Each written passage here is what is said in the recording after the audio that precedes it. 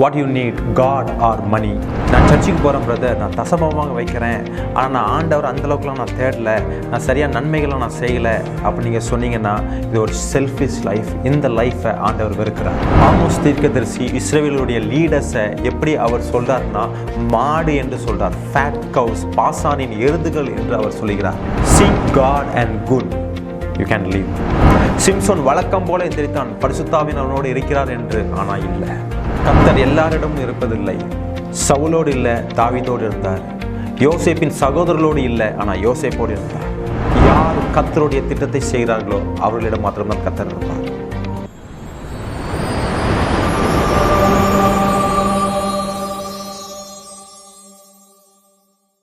கிறிஸ்துக்குள் பிரியமானவர்களே, கர்த்தருடைய பரிசுத்த நாமத்துக்கு மகிமை உண்டாவதாக. எல்லோரும் எப்படி இருக்கிறீங்க? இன்றைக்கி ஒரு வித்தியாசமான ஒரு சப்ஜெக்ட் நம்ம பார்க்க போகிறோம். ஆமோஸ் புஸ்தகத்திலிருந்து நம்ம கர்த்தருடைய வார்த்தைக்கு நேராக நாம் கடந்து செல்லலாம். ஆமோஸ் 5ஆம் அதிகாரம் 14ஆம் வசனம். நீங்கள் பிழைக்கும்படிக்கு தீமையை அல்ல நன்மையை தேடுங்கள், அப்பொழுது நீங்கள் சொல்லுகிறபடியே சேனைகளின் தேவனாகிய கர்த்தர் உங்களோடே இருப்பார். இந்த வசனம் ஆமோஸ் தீர்க்கதரிசி ஐயா இஸ்ரவேல் ஜனங்களிடத்தில் சொல்லுகிறாங்க. என்ன சொல்கிறாங்க? நீங்கள் பிழைக்கும்படிக்கு தீமையே அல்ல. நீங்கள் இப்போ நிறையா தீமையான காரியம் பண்ணிகிட்ருக்கீங்கன்னு தான் அர்த்தம், அப்படி தானே? தீமையே அல்ல நன்மையே தேடுங்க. அப்பொழுது நீங்கள் சொல்லிகிட்ருக்கிறீங்கள, தீமையை செஞ்சு கொண்டே நீங்கள் சொல்லிகிட்ருக்கீங்களே கர்த்தர் எங்களோடு இருக்கிறாருன்ட்டு. அப்படி கிடையாது. நீ நன்மை செய்யும் போது நீங்கள் சொல்லுகிறபடி சேனைகளின் தேவனாகிய கர்த்தர் உங்களோடு இருப்பார். அப்போ இந்த ஆமோஸ் யார்? என்ன சம்பவம் நடக்குது? எதற்கு இந்த ஸ்டேட்மெண்ட்டை பரிசுத்த ஆவியானவர் ஆமோஸ் மூலமாக வெளிப்படுத்துகிறார், டெலிவரி பண்ணுறார் அப்படின்னு சொல்லி நம்ம பார்ப்போம். கொஞ்சம் வரலாறுக்கு நேராக நம்ம கடந்து செல்வோம். ஆமோஸ் என்றால் பர்டன் பியரர், அதாவது பாரங்களை சுமப்பவர் என்று அர்த்தம். யாருடைய பாரம்? அவனுடைய சொந்த பாரம் அப்படி கிடையாது.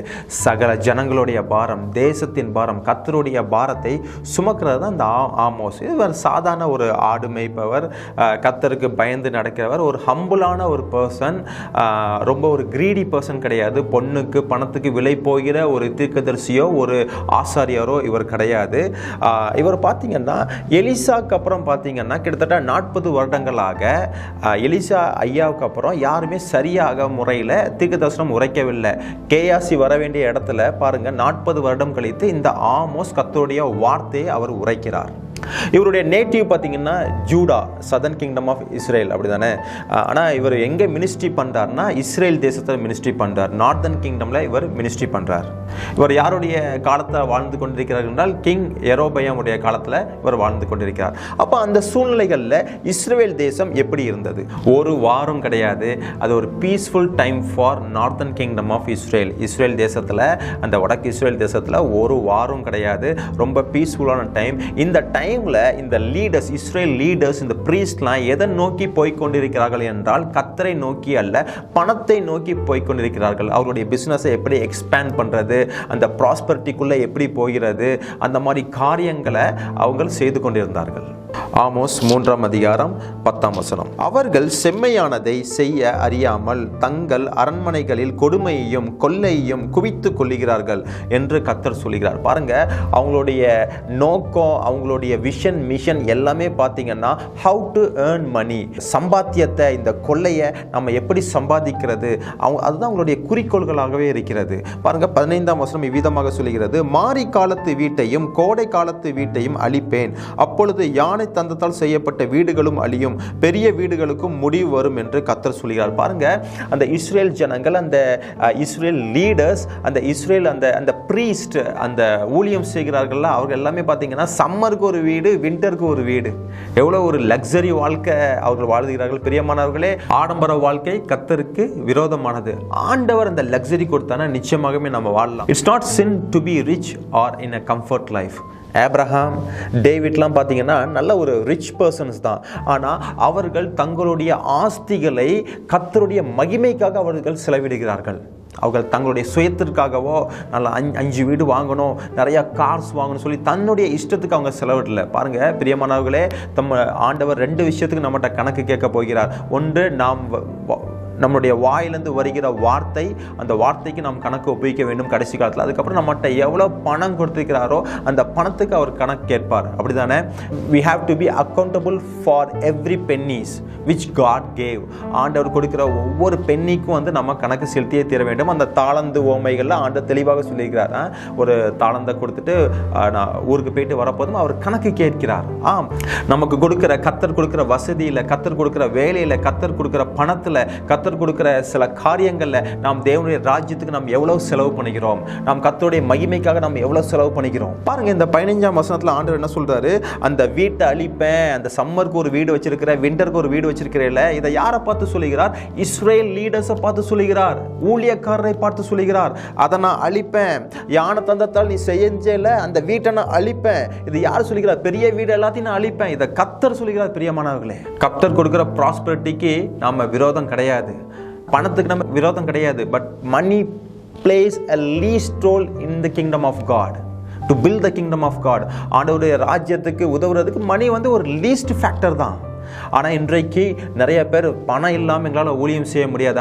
தேவனுடைய கிருபை வேண்டும், தேவனுடைய அபிஷேகம் வேண்டும், தேவனுடைய பிரசனம் வேண்டும். இந்த மூன்றும் இல்லாட்டினா ஊழியம் செய்யவே முடியாது. ஆனால் பணம் இல்லாமல் நிச்சயமாகவே ஊழியம் செய்ய முடியும். ஏனென்றால் கர்த்தர் பணத்தை கொடுக்கிறவர். அவர் ஐஸ்வர்யத்தையும் சம்பத்தையும் கனத்தையும் கொடுக்கிற தேவன். அவர் யாரிடம் கொடுக்கிறார்?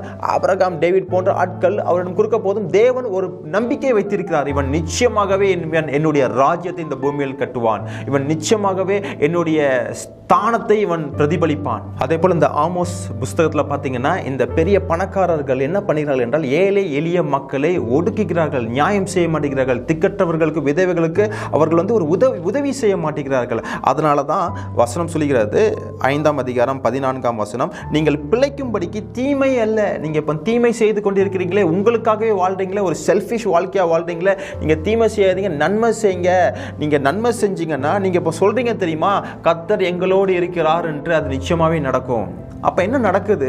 இந்த ஊழியக்காரங்க, இந்த இஸ்ரேல்ல இருக்க இந்த லீடர்ஸ் என்ன சொல்றாங்க? கர்த்தர் என்னோடு பேசுகிறார், கர்த்தர் என்னோடு இருக்கிறார். பாருங்க, சவுல் ராஜா அடிக்கடி கர்த்தர் சொல்லுகிறார், கர்த்தர் சொல்லுகிறார் என்று சொல்லி தான் அவர் பேசுவார். பாத்தீங்களா? தாவீதுகிட்ட பேச போதும் சரி, சகல ராஜ்யங்கள்கிட்ட பேச போதும் சரி, அவனுடைய அந்த கமிட்டிகிட்ட பேச போதும்படி கர்த்தர் என்ற சொன்னார், கர்த்தர் என்ற சொன்னார் அப்படின்னு தான் சொல்றார். பாருங்க, ஆனா முடிவில் கர்த்தர் சவுலை கொன்று போட்டார்.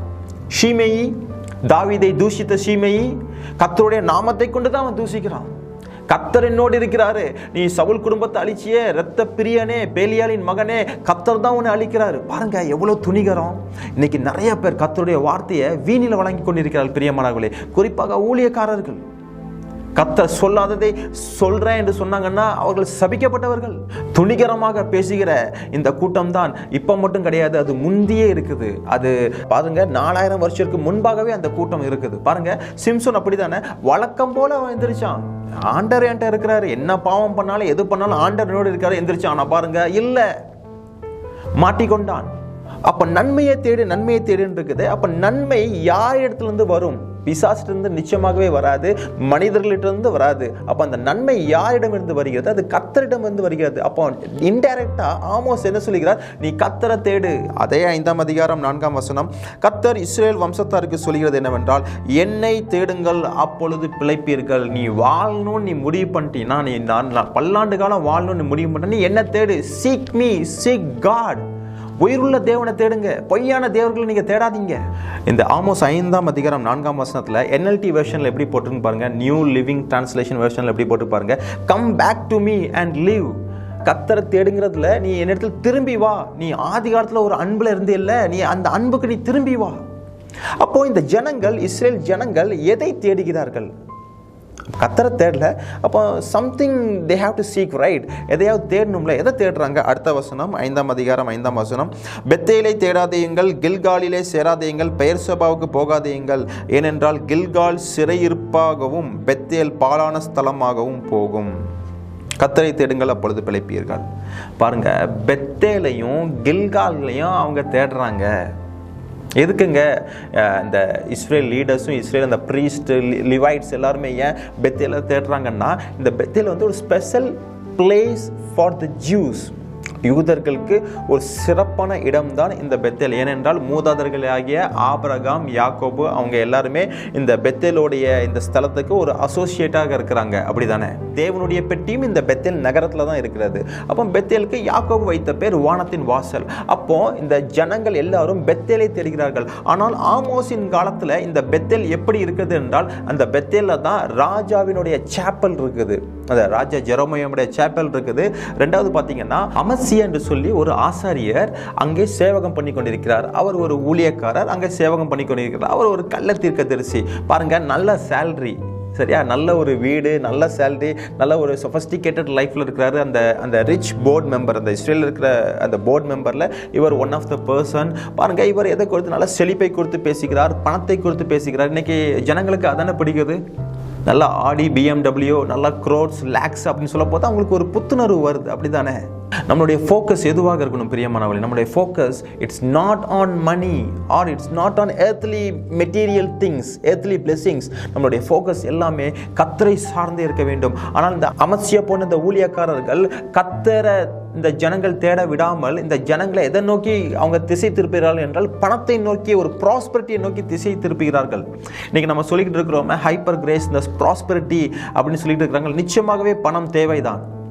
ஆபிரகாமுக்கு, தாவீதுக்கு தேவன் கொடுத்தவர் நிச்சயமாகவே நம்மளுக்கு கொடுப்பார். ஆனால் அதுதான் ஒரு நோக்கமாகவே இருக்கக்கூடாது பிரியமானவர்களே. தான் மட்டும்தான் வாழணும் என்று நோக்கமாக இருந்தால் அது நிச்சயமாகவே அது நல்ல ஒரு ப்ராஸ்பரிட்டி கிடையாது. தேவன் உன்னை நம்பி சில காரியங்கள் கொடுக்கிறார் என்றால் நிச்சயமாகவே நீ தேவனுக்காக நீ சேவை என்ற நம்பிக்கையோடு தான் கர்த்தர் உனக்கு கொடுக்கிறார் பிரியமானவர்களே. அப்போ பாருங்க, இந்த மாதிரி இந்த செழிப்பான பிரசங்கங்கள் பேசிக்கொண்டு இருக்கிற இந்த அமத்சியா போன்ற ஆட்களுக்கு என்ன தண்டனை கிடைத்தது தெரியுமா? ஆமோஸ் 7ஆம் அதிகாரம் 17ஆம் வசனம். இது நிமித்தம் உன் பெண்ஜாதி நகரத்தில் வேசியாவால், உன் குமாரரும் உன் குமார்த்திகளும் பட்டயத்தால் விழுவார்கள், உன் வயல் அளவு நூலால் பங்கிட்டு கொல்லப்படும், நீயோவெனில் அசுத்தமான தேசத்தில் செத்து போவாய், இஸ்ரவேலும் தன் தேசத்திலிருந்து சிறைப்பிடிக்கப்பட்டு கொண்டு போகப்படுவான் என்று கர்த்தர் சொல்லுகிறார் என்றார். பாருங்க, இந்த அமத்சியாவை குறித்து கர்த்தர் எப்படி பேசுகிறார். ஏன் இவ்வளவு ஒரு மோசமான ஒரு ஜட்ஜ்மெண்ட் இந்த அமத்சியாவுக்கு வந்தது என்றால், அவன் ஜனங்களை தேவனுக்கு நேராக திருப்பாமல் தனக்கு நேராக திருப்புகிறார். பைபிளில் எனக்கு ரொம்ப பிடிச்ச ஒரு வசனம் உண்டு. அவர்களுடைய தேவன் வயிறு. நிறையா ஊழியம் என்ற பெயரில் தன்னுடைய வயிற்று பொழைப்புக்காக வருகிறார். இது ஒரு நல்ல ஒரு பிஸ்னஸாக இருக்குது. அப்படி கிடையாதுங்க. இது உண்மையிலே ஒரு நல்ல ஒரு வேலையை தான் வேதம் சொல்லுகிறது. இது ஒரு நல்ல வேலை. ஆனால் இந்த வேலை நம்மளுக்காக நம்ம செய்யாமல் நம்ம கர்த்தருக்காக செய்ய போதும் இது உண்மையிலே ஒரு மகிமையான வேலை பிரியமானவர்களே. பாருங்க, அமத்சியாவுக்கு வந்த அந்த ப்ராஃபஸி பாருங்க, அவனுடைய வாழ்க்கையை முடிந்து விட்டது. அவனுடைய ஜெனரேஷனே சோழி முடிஞ்சு. கர்த்தரை தேட விடாமல் ப்ராஸ்பரிட்டிக்கு நேராக திருப்பின இந்த அமத்சியாவுடைய வாழ்க்கை முடிவில் நரகமாக மாறிவிட்டது பிரியமானவர்களே. இந்த பெத்தேல் என்றால் தேவனுடைய வீடு என்று அர்த்தம். ஆனால் அந்த ஹோசியா போன்ற தீர்க்கதரிசிகள் இந்த பெத்தேலுக்கு இன்னொரு பேர் வைக்கிறாங்க. ஏன்னா ரொம்ப பணம் பணம் பணம்னு சொல்லி இந்த ஜனங்கள் அழைந்து கொண்டிருக்கிறார்கள். இதற்கு பெத் அவன் என்று பேர் வைக்கிறார்கள். அப்படி என்றால் ஹவுஸ் ஆஃப் விக்கட்னஸ், ஒரு துன்மார்க்கத்தின் வீடு.